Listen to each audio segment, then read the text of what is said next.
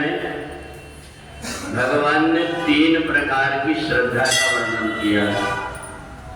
यजन्ते सात्विका देवान् यक्ष रक्षांसि राजसा प्रेतान् भूतगणान् चान्ये यजन्ते तामसा। भगवान कहते हैं कि जब परमात्मा के प्रति विशुद्ध प्रेम रहता है तो व्यक्ति जो परमात्मा की पूजन करता है उसमें कोई याचना नहीं होती। बिना याचना के जो हम पूजन करते हैं वो सतोगुणी पूजा कहलाती है। परंतु कई बार व्यक्ति अपने स्वार्थ सिद्ध करने के लिए ऐसी भी पूजा प्रारंभ कर देता है जिससे उसको यश और बड़ाई प्राप्त हो।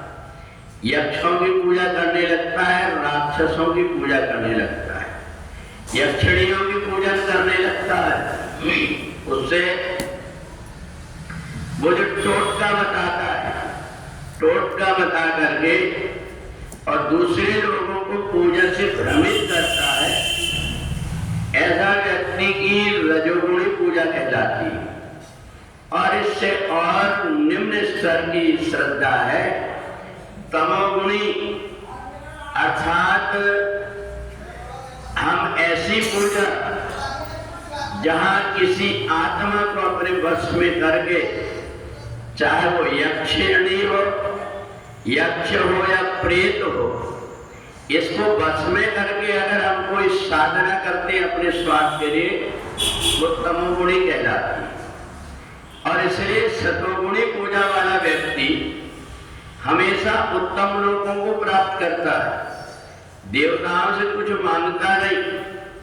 देवताओं की जितनी सेवा बनती, देवस्थान में जितना भी सेवा व्यक्ति करता है, उसके पहले जन्म के सारे पाप कर्म नष्ट हो जाते हैं। और इसलिए बहुत से ऐसे व्यक्ति हैं, चाहे जिस पद पर बैठे हुए हों, उनको ऐसा लगता है कि परमात्मा के दरबार में हम थोड़ी देर सेवा कर दें, क्योंकि जो कुछ भी हमारे संचित कर्म है, ये जब तक हम सेवा नहीं करते तब तक हमारे आसपास मंडराते रहते हैं और कई प्रकार के विघ्न आते हैं काम में। और जब हम सेवा करने लगते हैं तो सेवा से ये कट जाते हैं।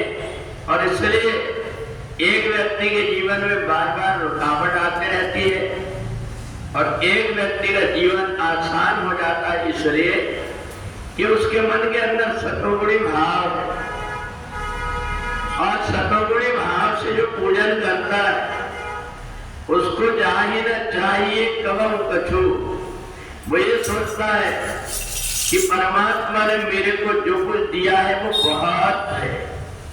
एक व्यक्ति वो है जो देखता है मेरे पास कमी क्या रह गई है, और एक व्यक्ति ये देखता है कि परमात्मा ने मेरे को बहुत दिया।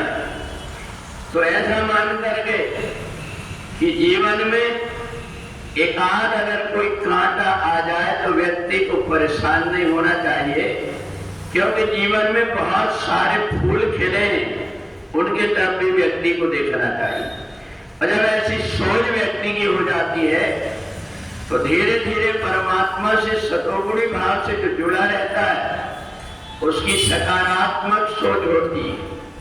परंतु जब रजोगुण उसके अंदर आ जाता है तो व्यक्ति की सोच बदलने लगती, नकारात्मक हो जाती है। कहीं मैं जा रहा हूं और ऐसा तो नहीं कि मेरा एक्सीडेंट ना हो जाए, कहीं मेरे साथ कोई घटना ना हो जाए, कहीं मेरे को कोई प्रकार की परेशानी ना आ जाए, ऐसा व्यक्ति सोचते रहता है और परेशानी तुरंत आके खड़े हो जाती है, क्योंकि उसी की सोच ने सब बुलाया नकारात्मक सोच से। और इसलिए सतोगुणी भाव से परमात्मा से जुड़े रहने वाले व्यक्ति को ध्यान रखना चाहिए, अपनी सोच में सकारात्मक लेकर के चले। भले जो कुछ बीच में परेशानी आ जाती है उसके लिए कोई ना कोई उपाय हो जाएगा, पर अपनी सोच को सकारात्मक लेकर के चले। तो इस प्रकार से शास्त्र की विधि है, संतों का मत है कि हमेशा अपने को सतोगुणी भाव से परमात्मा से जुड़े रहना चाहिए। मीडिया में आता है। भगवान की हम इतने दिन पूजन करते हैं और उनको ऐसे ले जाकर के फेंकते हैं कि उनके हाथ टूटते, कहीं पैर टूटते, कहीं सिर फूटता है। इससे अच्छा है हम कहीं अपने घर में ही उनका विसर्जन कर दें, या तो श्रद्धा पूर्वक भाव से लेकर के और जल में या तो मिट्टी में किसी भी प्रकार से हम विसर्जन कर सकते हैं।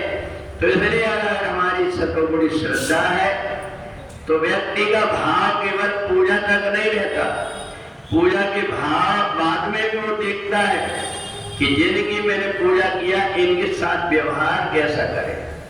और नहीं तो दूल्हा का स्वभाव होता है भाव ने बड़ी और अपनी मोर ले जाकर के सिरा देता है।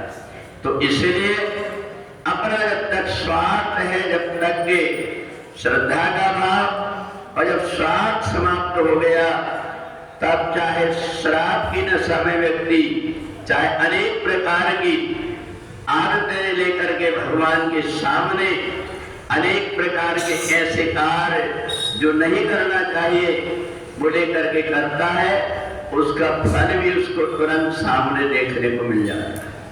बोले वृंदावन बिहारी लाल की जय।